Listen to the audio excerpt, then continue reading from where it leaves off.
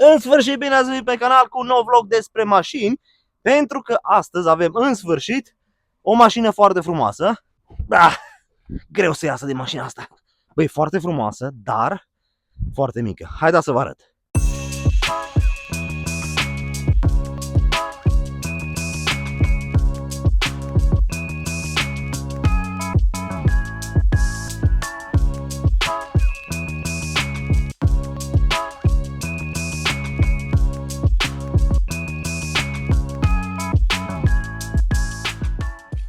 Avem astăzi un Audi Q3 S-Line 4 Sportback. Asta ce înseamnă Sportback? Înseamnă Q3-ul cupeu.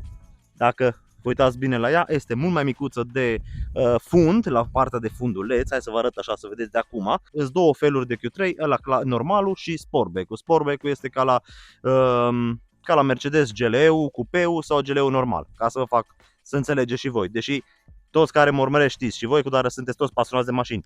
Azi avem acest Q3 de la prietenii noștri de la Porsche, de Audi din Viena. Hai să ne vorbim un pic, nu foarte mult, pentru că știți că pe canalul meu nu vă prezint mașini detaliat, ci pe înțelesul tuturora. Așa că astăzi vă voi vorbi un pic despre mașina asta, pentru că este un pic controversată. De ce? Mașina estetic arată incredibil de frumos.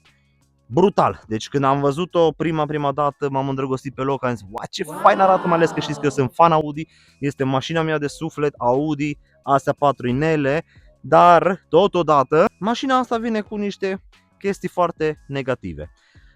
Acum noi o să spunem și ce bun și ce rău, pentru că oricum eu mi-am luat gândul de la asta, mi-o place, estetic, dar nu mi-aș dori să mai o cumpăr. Nu din cauza că am probat-o acum și am văzut-o, ci pur și simplu nu mai face pentru mine. Pentru că așa de mult m-am atașat de mașina viitoare pe care eu o să o cumpăr, că am zis că nu mai mă atrage așa mult mașina asta, de fapt niciun Audi, sincer. Și o să vă aflați în vlogul ăsta de ce. După cum v-am spus, mașina este S-Line. Asta ce înseamnă că vine cu niște jante mai sport, mai frumoase, mai mari. Astăzi pe 19, deși 19 sunt unele cele mai mici pe Q3, pentru că am văzut pe talon că mașina poate monta chiar și 21. Deci vă dați seama că vine mult mai mare. Vine cu o grilă neagră, cu plasticul astea în piano black frumos, dar dacă tot vorbim acum de pianul ăsta black, avem un pic de spus, pentru că vedeți, sunt fine estetic, dar sunt fake. Plasticuri fake-uri, plastic. Grila asta, bine că asta nu e fake, pentru că mașina nu este electrică, deși sunt. Modelul ăsta vine plug-in hybrid sau mild hybrid sau diesel sau benzină. Asta este 2 litri diesel cu 150 de cai. Aceeași motor ce am eu pe A6-le meu, doar că mai puturoasă. De ce? Nu mă întrebați. Am condus-o foarte puțin acum, pentru că v-am zis că eu vreau mașinile să le testez direct, să vedeți reacția și să le testăm împreună. Parcă e mult mai gălăgioasă decât mașina mea. Nu știu de ce. Și mai puturoasă. Probabil că fiind un SUV, nu știu, cuplu poate mai puțin, nu știu, a mea are 400 de Nm, aproximativ 390, asta nu știu cât are, sincer, nici nu m-am uitat, o să vă las aici să vedeți și voi cât are, probabil are ca cât a mea, dar poate mai grea, nu știu, nu înțeleg, dar n-avem ce să spunem pentru că o iertăm din cauza esteticii. Mașina este foarte frumoasă, avem faruri full LED Matrix, pentru că modelul ăsta, exact ăsta ce vedeți voi aici de la prietenii noștri de la Audi, Porsche, vin îi din februarie 2025, așa că mașina asta nu are mai mult nici mai puțin de 5 luni, ceva de genul. Mașina este relativ nouă. Pe partea laterală ce găsim aici? O oglindă iară piano black, rama de la geamuri iară full black, un scris micuț aici S-Line, un mini prag, de fapt nu e nici prag, e un fel de prag tot negru, ce face contrast frumos cu culoarea mașinii, pentru că este albă. Asta ce îmi place mie mai mult și ce iubesc este spatele ăsta. De ce? Ziceți și voi acum în comentarii, opriți acum vlogul și scrieți în comentarii. Nu vi se pare că dacă aș pune acum un Audi Q8 așa, drept, și un Q3 lângă, zici că e tata și fiu? Băi, nu știu de ce, mi se pare foarte asemănătoare mașinile, chiar dacă, ok, bine, farurile poate sunt altfel fel, dar forma, nu știu, liniile, curbaturile care le au, bă, mi se pare unul la unul. Dar poate, nu știu, dacă unul nu-și permite un Q8, își cumpără un Q3, zici, bă, am un Q8 în miniatură. Da, ce vedem aici iară, stopuri full LED, semnalizare dinamică, Q3-ul iară foarte frumos scris cu negru, emblema iară neagră, face contrast frumos.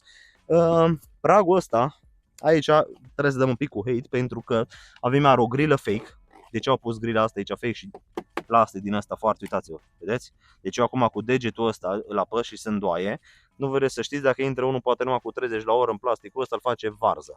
În fine, aici avem iar un negru lucios, iar pragul ăsta estetic arată frumos, mie mi-l place, dar parcă l-aș fi făcut și pe ăsta negru lucios, ca să fie tot împreună. Partea negativă, mașina nu are, pe partea din spate nu are cameră. Senzor are, față-spate, nu are cameră. Iar o lunetă micuță te încurcă. Vă spun sincer, pentru că este foarte, foarte lăsată jos, pentru că mașina este foarte gheboasă și atunci tu când te uiți în oglinda retrovizoare, automat vezi foarte puțin, mai ales noaptea. Dar arată frumos. O ramă la lunetă, iar în negru lucios, foarte frumos. Și hai, dacă tot am început din portbagaj, hai să vă arăt tot acum portbagajul. Ce să zic portbagaj? Portbagajul e, spun, ei se laudă că cică în cap 300 de litri. Dacă dai ăsta jos și încarci chiar până sus, cred că ajungi la 400 de litri. Acum ați văzut, eu am intrat înăuntru, dar m-am înghesuit foarte mult. Mașina asta este o mașină foarte dorită în ziua de astăzi, pentru că combină sportul cu confortul și cu ce caută lumea acum pe piață. Să uite tot, să fie o mașină un pic mai ridicată, să fie mai crossover, mai SUV. Mașina asta concurează cu Alfa Romeo, nu știu, tonale, cu X1, X2 de la BMW. Deci, oricum, mașina asta se vinde. Deci, nu mă înțelegi acum greșit. Mașina asta se vinde foarte bine, mai ales și pe Austria, și pe Germania, și pe Italia. Se vinde foarte mult din cauza că femeile îi roagă pe bărbați să-i cumpere așa ceva, pentru că este perfectă, pentru oraș este perfectă. Să mergi să duci copilul la școală, să mergi să cumperi, nu știu, să faci cumpărături, arunci 2 plase de cumpărături aici, să mergi la mare, să mergi la 2-3 ore distanță, e perfectă, pentru că ai un pic de loc, o să vedeți și înăuntru ce fain arată, e estetic, arată foarte bine, așa că mașina asta este foarte căutată, dar nu știu, poate nu pentru mine sau nu poate pentru cineva care își dorește mai mult loc și poate să călătorească mai mult cu mașina. Așa că da, portbagajul e ok, avem portbagaj electric, aici de sub mașinile care sunt plug-in, hybrid sau da, care au baterie aici vine exact până aici sus, pentru că aici vine bateria, asta nu este plug-in, asta v-am zis, e doar diesel, n-are roată de rezervă, așa că dacă cumva faceți pană, asta se apă, trebuie să chemați să vă tracteze. Acum am văzut o chestie și vreau să o încerc de față cu voi. Dacă nu mă înșel, se poate mări portbagajul punând ăsta. Hai să vedem dacă. Da, uitați-vă aici. Am mărit un pic portbagajul cu câte sunt astea? 7 cm. Dar nu numai în înălțime putem să mărim, ci și cu bancheta asta, să vă arăt. Bancheta se împarte în 3 locuri. Stânga, mijloc, dreapta. Toate 3 părți, toată bancheta se poate da în față de aici. Mă sta să oprim mai bine, așa, vedeți? Ăsta scaun se dă singur în față și ăsta alt de aici. Acum nu mai dau, dați înțeles voi. Haideți în spate să vă arăt și locul totodată cât de mult s-a făcut. Bă, nu știu, nu s-o mări cu foarte, foarte mult, dar totuși, bă, nu știu, un 20 de centimetri, nu știu, 15 centimetri s-o mai dus mai în față, înălțimea iară v-am zis vreo 7 centimetri și atunci probabil mai pui câteva, nu știu, o geantă în plus, să zicem așa, maxim o geantă în plus, dar nu pui mai mult de o geantă. O chestie interesantă, nu se poate lăsa bancheta de aici din spate, ca la mașinile normale sau ca și la mea, trage aici, nu, asta nu se pleacă, dar în schimb, uitați-vă ce șmecherie, voi puteți să lăsați doar, stați să văd cum fac, așa, doar partea din mijloc, jos, dacă aveți de cărat, nu știu, niște tocuri pentru ușă sau nu știu, ceva mai lung, puteți să-l băgați pe aici pe mijloc sau fiecare banchetă în parte. Asta, la fel, se poate lăsa în jos de aici, așa, toate 3. Acum, cum să zic, mașina asta nu este făcută pentru drumuri din asta de 1000-2000 de kilometri și cu 4 copii sau 3 copii. Imposibil. Mașina asta pentru 2 persoane e foarte ok, dar deja a 3-a persoană este foarte incomodă. Din ce cauză? Vedeți aici, avem aici cardanul. Aici partea de mijloc de la banchetă este tare, foarte tare, din cauza că e spătarul aici, vedeți? Apropo, are și spătar cu 2 cup holder acoperite. Dar cine stă aici, îl cam doare fundulețul. Și eu cred că un drum din ăsta mai lung nu cred că cineva și-ar dori aici. În schimb, ce vedem aici, că avem, iară tot așa, foarte minimalist, două guri de ventilație manuale, complet manuale, dai cu degețelele sau cu mâna, vezi? Așa, frumos. Asta este, dar în schimb are piano black aici, deci e ok. Dar în schimb, hai că să vă dăm acum și un pic de hate. Începând de la ușă până la praguri, dacă voi vedeți, vorbim de un plastic de calitate 0. De ce? Aici vine un pic, ok, că aici pui mâna, e cotiera, trebuie să fie un pic mai plastic, mai moale. Aici la fel, fiindcă e LED-ul, o venit cu un plastic mai moale, mă rog. Aici care e plastic? Nu e piele sau ceva, e doar plastic moale. Asta e plastic. Și de aici în jos, plastic, plastic, plastic, gura, mă rog, suportul ăsta aici de o sticlă sau ce e, plastic. Uitați-vă, nu știu cât de bine se vede pe cameră, dar unde sunt gurile de ventilație, plastic din ăla vechi, cum aveam eu pe Polo meu din 2002. Bă, mașina asta costă mulți bani. Deci mașina asta, dacă o iei nouă cu 0 km, pornește prețul de la 50 ceva de mii de euro. Dacă vrei full option, ajunge aproape la 70. Bă, 70 de mii de euro? Oh my gosh! Ca să ai așa ceva. Asta care o vedeți voi acum, costă undeva la 5-6 de mii, ceva de genul. Deci, băi, mulți bani, mă! Acum puteți să-mi dați în cap, dar singurul lucru ce îl pune pe unul să cumpere această mașină este probabil că are prea mulți bani și îi place Audi. Zice, bă, nu, mie îmi place neapărat Audi, vreau să cumpăr Audi, dar eu sincer să am banii, eu nu mi-aș cumpăra Audi asta niciodată. De ce cauză? Băi, e plastic, n-au nimic wow. Ca și silențiozitate, în schimb, ci că mașina asta ar avea, așa se spune, o dublă garnitură. Are prima parte și a doua parte. Și atunci ce ar trebui să se aude mai puțin. Guma aici, în schimb, are aia, e foarte ieftină, se vede că e ieftină. Dar nu, ce să zic, are LED-uri frumos ambientale. Asta e. Nu știu, e greu. Iar o parte pozitivă că n-au făcut plasticurile astea de la rama asta de la roată, de plastic din ăla negru. De obicei, mașinile astea au cam plastic din ăla ieftin așa. Dar hai să nu mai stăm prea mult pe gânduri pe afară, pentru că părerile noastre poate nu sunt așa de importante. Hai să intrăm pe partea dinăuntru și să începem să dăm cu hate și cu de toate. Partea din față, unde, mă rog, ușa din față, portiera șoferului, iar începe tot așa, plastic jos. Acum, mică paranteză. Mașina asta, cu dotările astea, sunt, dacă plătiți, poți să comanzi și mașină cu Alcantara pe aici, poți, vă dați seama, la orice mașină se poate avea premium. Dar m-am uitat un pic pe internet, m-am documentat, la nicio mașină nu există dotarea să ai aici piele sau altceva mai moale. Poți să schimbi în loc de pielea asta moale, poți să pui Alcantara sau poți să pui piele normală sau poți să pui blug, dar nu poți să schimbi plasticul de aici. Asta vine standard. În fine, mânerul estetic arată ok, e fain când îl deschizi, uite și ușa când o deschideți, dați că vă arăt. De obicei la orice mașină așa tragi. Asta în schimb e făcută în așa fel să tragi așa, de dedesubt. Interesant ideea. Mânerul iară foarte frumos, contrastul ăsta între griul ăsta și cu plasticul iară e ok. Avem uși, avem geamuri electrice, asta bine, asta standard. Un prag aici frumos cu scris S-Line ce se înluminează noaptea. În schimb, ceva foarte urât e scaunul ăsta. Vă dați seama că mașina poate să vină și cu scaun electric, dar mașina asta vine cu scaun manual. Vedeți voi aici aveți manivela. Nu avem nici lombar. Bă, nu avem nici lombarul, mă. Eu măcar am lombarul. Asta nu are nici lombar să umfli, nimic. Tot full manual. Frumos. Dar ce să zic, nu se stă nici foarte comod.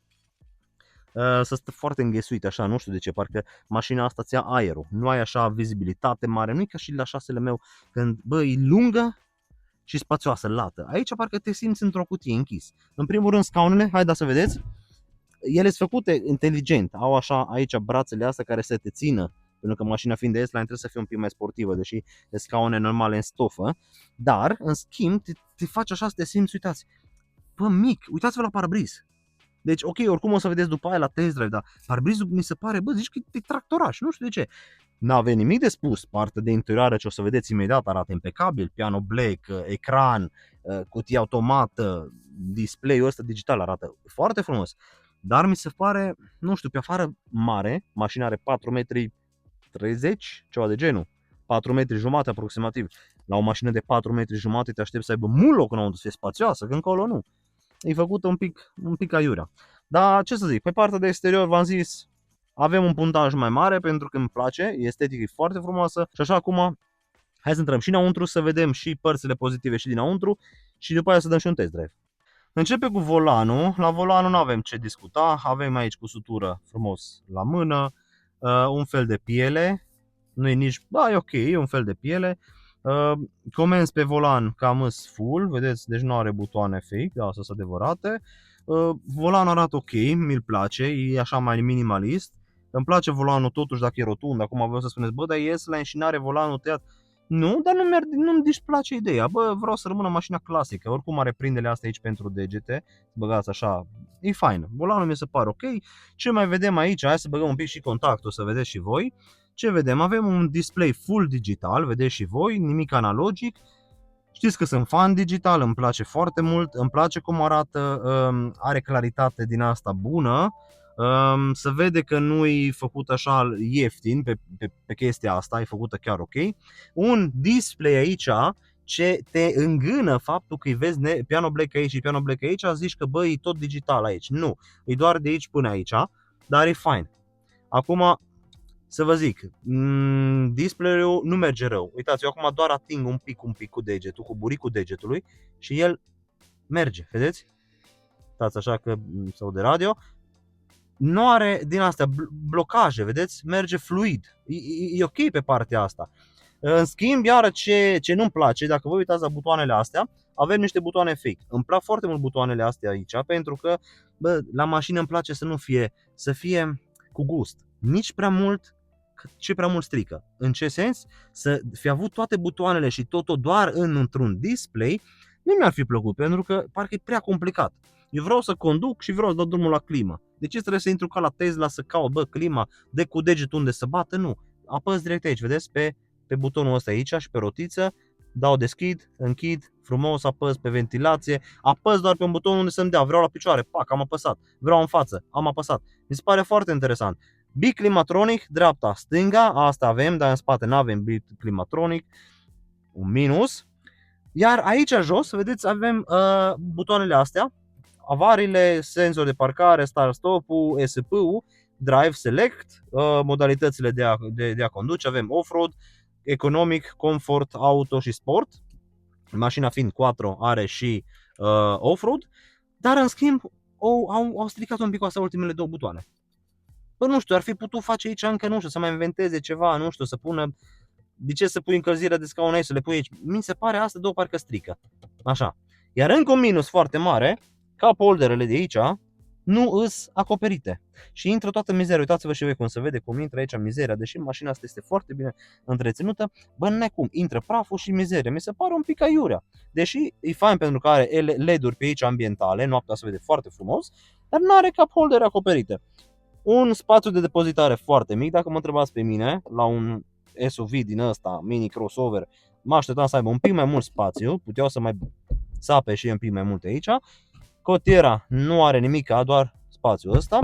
Priză de 12 V, frână automată, cutie automată în 7 trepte, clasic S-Tronic, schimbă bine, dar dacă mă întrebați pe mine, parcă se muncește un pic prea mult.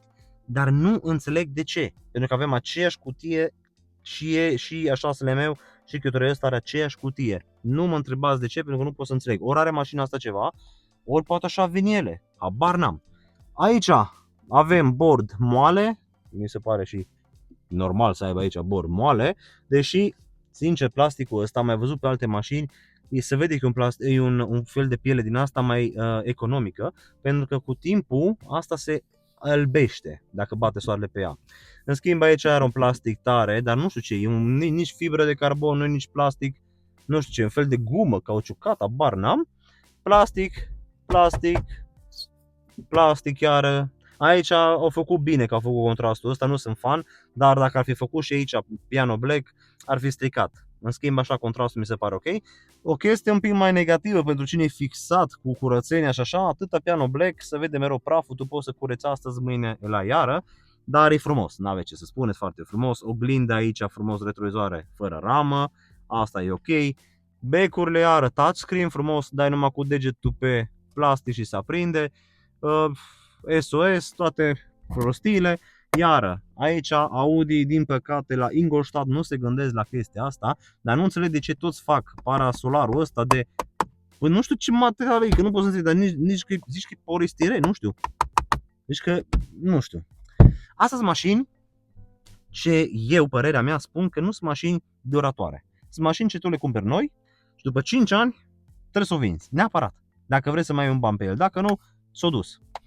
În fine, asta a fost părerea mea, asta a fost prezentarea mea a mașinii pe partea dinăuntru. Notă, hai să dăm o notă și înăuntru, să vedem ce notă se zice. Scrieți și voi în comentarii ce notă dați la mașina asta. Eu personal aș da pe partea de interior, ca și frumusețe, confort, tot așa un 7, maxim 7, dar e maxim, e tras de coadă 7. Așa că acum nu mai stăm pe gânduri, mergem la un test drive și revenim cu încheierea. De început, din păcate, nu putem să dăm tare pentru că suntem în sat la noi și aici este limită de 30, așa că mergem încet și revenim de pe strada principală unde putem să dăm măcar un 0-100. Am ajuns în sfârșit pe drum național, acum se termină și zona de 70, acum putem să dăm 100, dar înainte să dăm un 0-100, hai să vorbim un pic despre mașină. Mașina se conduce fain, nu vreau să fiu ipocrit, mașina chiar la volan să stă frumos, chiar dacă vizibilitatea este mai scăzută, chiar dacă mă simt așa parcă închis aici, că n-am loc așa la spate și mă încălzesc, dar se conduce fain. De ce cauză? Pentru că ai vizibilitatea mai redusă la parbriz, dar în schimb ești mai înalt și atunci aveți cât de cât ok. Volanul se ține foarte bine, fiind o mașină SUV cu suspensii pneumatice, mașina are oricum stabilitate, oricum cât de cât ok și în plus gropile nu le simți așa ca la șasele meu, de exemplu, sau ca la o mașină sportivă. Bă, mașina nu putem să dăm numai cu ei, trebuie să spunem și ce e drept, nu? Mi se pare logic. Mașina se conduce fain. Nu aș vrea eu personal să o cumpăr din multe altele motive, dar motivul ăsta nu pot să bag. Mașina se conduce fain. Avem head-up display, n-avem. Am vrut să zic că avem head-up display, dar n-avem. În schimb avem toate asistențele posibile, ține banda, frânează în caz de ceva, are niște senzori, că ea vede deja la 500 de metri în față. În caz de iasă un animal noaptea sau ceva, te anunță cu razele infraroșii că nu cu razele infraroșii, cu razele alea de termo, am uitat cum se zice acum cuvântul, scrieți voi în comentarii. Dacă cumva simte nu știu, ceva căldură, își dă seama că e un animal sau un om sau ceva și te anunță să ai grijă, ceea ce e foarte bine, te ajută foarte mult, dar în schimb, v-am zis, e foarte gălăgioasă. Mi se pare, pentru 2025 are 1084 de kilometri mașina asta. Să aibă gălăgia asta, nu știu, bă, nu m-am obișnuit cu binele, că eu am mașina mea veche deja, are 2017, deja e vorbim de mașină mult mai veche, dar a mea e mult mai silențioasă decât asta. De ce? Nu știu. Eu dau doar trag o concluzie că a mea este mai silențioasă din cauza de calitate. Pentru că asta are calitate mai proastă. Dar în rest, nu.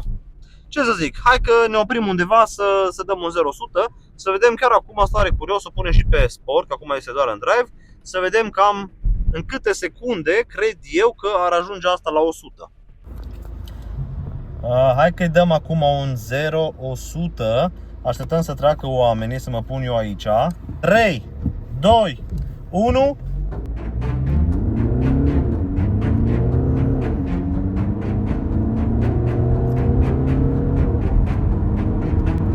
Pua! Mașina chiar trage. La început cred că eu eram pe drive și tot mergeam pe drive și nu-mi dădeam seama, călcam piciorul până în capăt și parcă nu pornea. În schimb, acum am pus-o pe sport. Ok, nu trage ca și Tesla sau nu știu ce mașină, dar are destul de mult cuplu, mi se pare ok. Deci uitați-vă, acum eu îl cobor până la 60, cam așa. Și uitați-vă acum. Vedeți? Deci Ioana se chinuie să ține telefonul. Nu, deci mie mi se pare ok. Deci pentru mașina asta e mai mult ca suficient. Vă zic sincer, dacă unul își cumpără o mașină din asta, nu o cumpără ca să facă raliuri cu ea sau să facă 0-100 în fiecare secundă. E bine să ai așa un pic mai multă putere în caz de o depășire, în caz de ceva, e bine să ai, dar nu e ceva neapărat. E mașină confortabilă, e vorba de un SUV, e ok, mi se pare ok. Deci ca partea asta primește un un punct plus. Mașina, oricum vedeți și voi, vine cu navigator, are CarPlay mașina, toate minunile astea. Acum nu vă le mai zic, pentru că oricum mașina fiind mașină de dată la schimb, pentru în caz de îți lași mașina ta la service, așa, nu știu acum, trebuie încă setate, multele nu le-am atins, că n-are rost, dar îmi place, estetic și toate multimedia și toate chestiile astea, dotările îs bune, vine dotată. Chiar dacă, da, uite, mașina n-are padele, n-are scaune electrice, n-are scaune răcite, doar încălzite, poți să zici, bă, la suma aia mi-aș putea cumpăra altceva, un MG sau un BYD sau un Jaiku chinezesc, care zici, bă, ok, plătești mai puțin, dar ca și calitatea mai mult decât asta. Acum, poate cine știe, știe, cine nu știe, vă spun eu că umblu și colaborez cu ei și chiar am văzut chestia asta, mașinile chinezești nu îs de luat peste picior, pentru că dau bătaie la mașinile europene. Acum voi o să întrebați, dar de ce? Pentru că, vă spun sincer, mașinile chinezești acum sunt noi pe piață în Europa și vor acum neapărat să dea tot ce au ele mai bun, ce au mai tare, ca să se ridice pe piață. Ați auzit poate despre BYD, că acum își construiește de o fabrică și investește în Ungaria de 5 miliarde de euro. Vine o sumă foarte mare ca să construiască cea mai mare fabrică în Europa, să construiască BYD-urile direct aici. Și atunci o să fie poate și mai ieftine, pentru că nu mai ai costul ăla de import-export. Bă, mi se pare foarte bun. Acum da, nu intrăm în detaliile astea, pentru că azi e vorba despre Audi Q3, dar da, ce să zic, hai că revenim cu încheierea. În mare, dragilor, ăsta a fost și vlogul de astăzi. Vă mulțumim că ne-ați urmărit. Sper că vă place și vouă mașina. Lăsați aici un comentariu și scrieți și voi ce părere aveți voi despre mașina asta. Ați cumpăra-o sau n-ați cumpăra-o? Ziceți, sunt curios acum să văd câți oameni, că dacă tot se spune, se laudă că se vinde mașina, hai să vedem, o cumpărați sau nu o cumpărați voi asta? Mașina asta e de vânzare, chiar dacă este mașină de dat la schimb, dar e de vânzare. Costă, v-am zis, 56.000 de euro, ceva de genul. Dacă vreți, veniți și o cumpărați dacă vreți. Dați un like și un subscribe, pentru că trebuie să ajungem anul ăsta la 1000 de abonați, vă rog eu frumos. Și dați acolo pe abonați-vă, pentru că și activați acolo, apăsați clopoțelul, pentru că o să vină un vlog super frumos cu mașina mea. Să vedeți ce am făcut la mașina mea, eu schimbat complet aspectul. Am modificat așasele, o să vedeți voi frumos când o să iasă vlogul. Mai am încă ceva de terminat, mai am de lucrat un pic la ea, dar o să vedeți că o să arate brutal mașina. Și mașina după aia o să pun de vânzare definitiv. Așa că dacă vreți să vedeți cum am făcut-o și care o să fie prețul final la mașinii, cum toate dotările mașinii, că o să mai facem încă un vlog cu mașina mea, abonați-vă la canal, apăsați pe clopoțel ca să vedeți când o să iasă vlogul. Noi vă mulțumim că ne-ați urmărit și ne revedem la următoarea mașină. Vă salut!